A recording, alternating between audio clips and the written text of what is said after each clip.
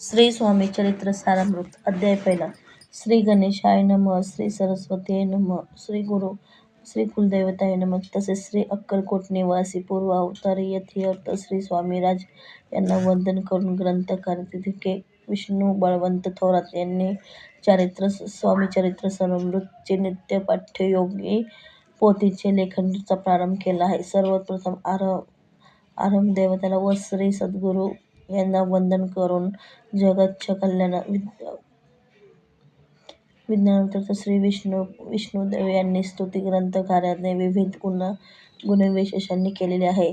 श्री विष्णूचे सगुण रूप वर्णन, याचे आयुधे आणि वाहन यांचं महती वर्णन करून पुढे याचे वर्णन करण्यास वेदही असमर्थ ठरले.